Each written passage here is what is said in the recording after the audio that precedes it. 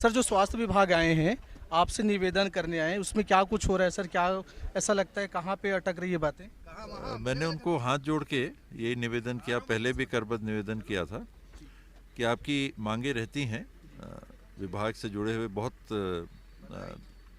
कर्मी हैं जिनकी मांगे हैं, हर विभाग में है ऐसा, स्वास्थ्य विभाग में भी है, तो अपनी मांगे रखिए, रखना भी चाहिए। हड़ताल है, कुछ हद तक हड़ताल की भी बात है तो प्रजातंत्र का हिस्सा है, लेकिन एक सीमा के आगे अगर लोगों की जान पे बात आ जाती है तब फिर आपको विचार करना चाहिए। और कुछ विभाग हैं सरकार के जो अति संवेदनशील माने जाते हैं, जिसमें एस्मा भी लागू होता है। एस्मा का अर्थ ही ये है, पेयजल की व्यवस्था हो गई, पुलिस की व्यवस्था हो गई, स्वास्थ्य की व्यवस्था हो गई, इनमें अनिश्चितकालीन या एक समय से ज़्यादा स्ट्राइक होगा तो समाज की व्यवस्था एकदम छिन्न भिन्न हो जाएगी।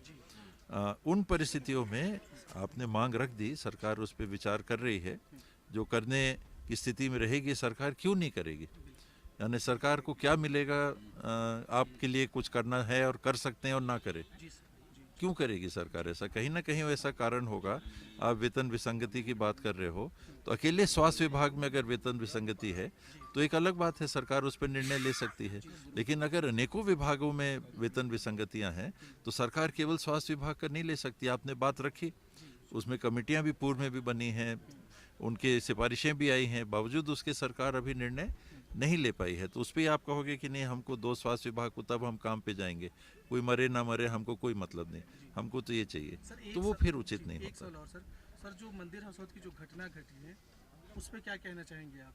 मैं क्या घटना है? जिसमें रेपिस्ट थे, जिसमें एक रक्षाबंधन के दिन सामूहिक बलात्कार हुआ है, उस विषय पे। ये अत्यंत निंदनीय घटनाएं रहती हैं और विकृत मानसिकता का ही व्यक्ति ऐसा कर सकता है।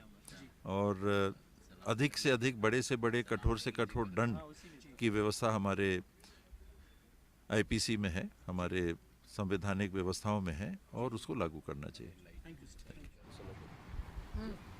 प्रदेश में जो है हेल्थ फेडरेशन के बैनर तले 21 अगस्त से अनिश्चितकालीन जारी है और 15 दिवस आज आंदोलन को हो चुके हैं।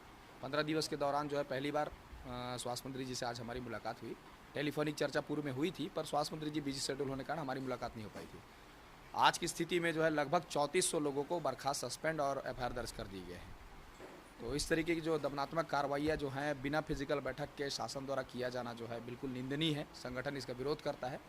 और आज जो चर्चाएं हुई उनमें माननीय स्वास्थ्य मंत्री जी का कहना ये है कि हम जो है प्रस्ताव मुख्यमंत्री जी को भेज दिए हैं, मुख्यमंत्री जी निर्णय लेंगे।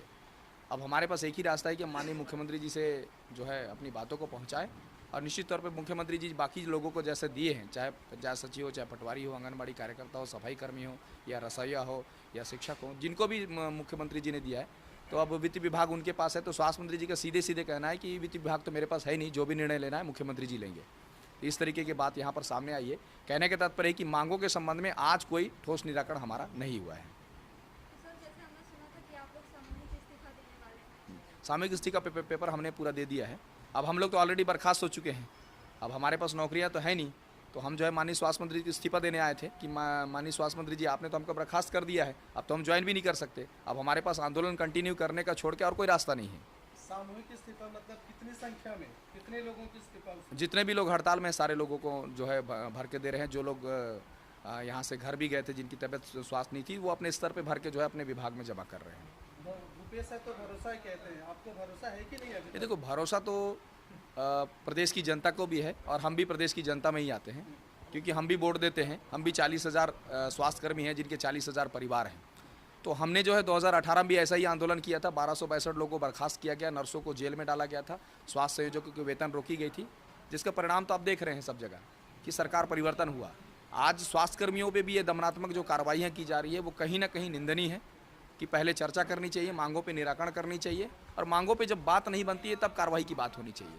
तो बिना फिजिकल बैठक की इस तरह की कार्रवाई जो है संगठन पुरजोर निंदा करता है, और स्थितियाँ आज ऐसी निर्मित हो रही है कि लोग आंदोलन से हटने को तैयार नहीं है।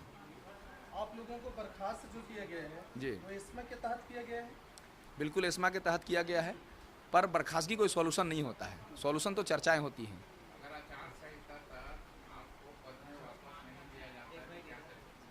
देखिए, प्रत्येक जिले में कार्रवाइयाँ हो रही हैं, और जिस तरीके से जिले के जिले सारे लोगों को बर्खास्त की गई है, अगर स्वास्थ्य व्यवस्था की बहाल चाहिए, जनता के हितों का ध्यान चाहिए, तो निश्चित तौर पे बहाल सरकार को करना पड़ेगा।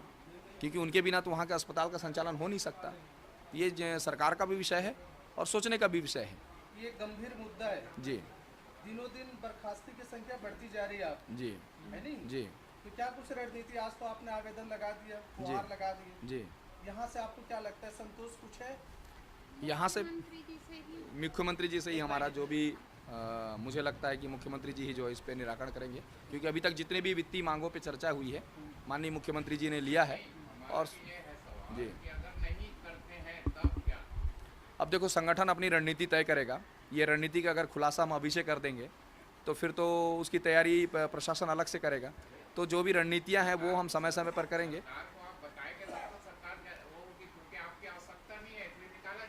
देखिए ऐसी कार्रवाइयाँ छत्तीसगढ़ के इतिहास बोले या भारत के इतिहास में होती रहती हैं।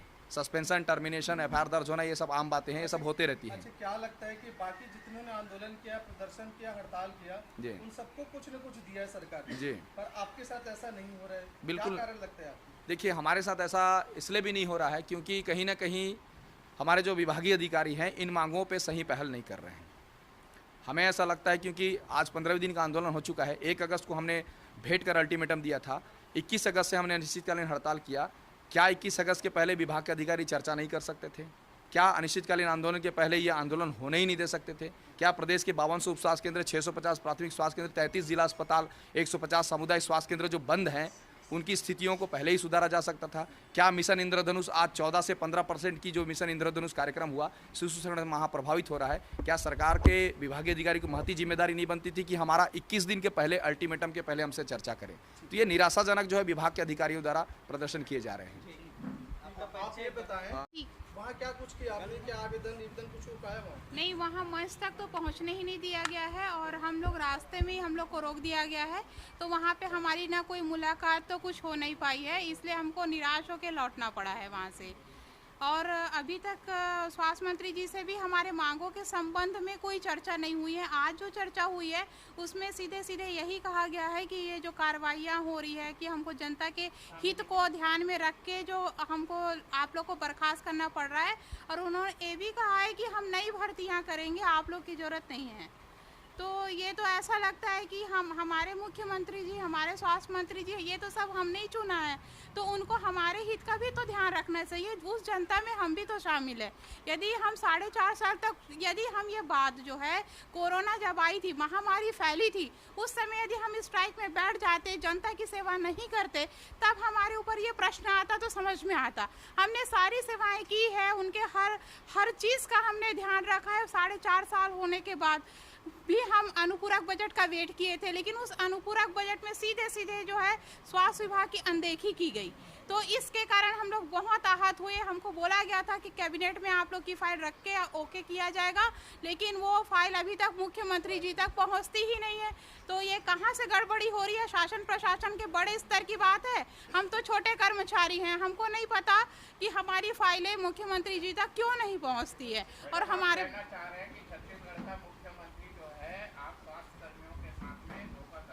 नहीं, मैं ये नहीं कहना चाह रही हूँ। मुख्यमंत्री जी ये बोल रहे हैं कि आपकी फाइल हम तक आएगी, हम बिल्कुल उस पर सकारात्मक निर्णय देंगे, लेकिन स्वास्थ्य विभाग से जो फाइल है वो मुख्यमंत्री तक नहीं पहुँच पा रही।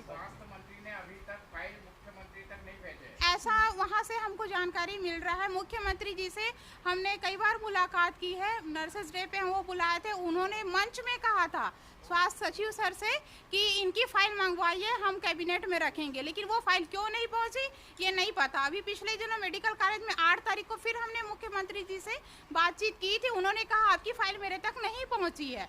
तो हमको ये नहीं समझ में आ रहा ये फाइल वहाँ तक क्यों नहीं पहुँच पा रही है। आपका परिचय दे दीजिए। मेरा नाम डॉक्टर रीना राजपूत है, मैं नर्सिंग ऑफिसर्स एसोसिएशन की प्रांत अध्यक्ष हूँ।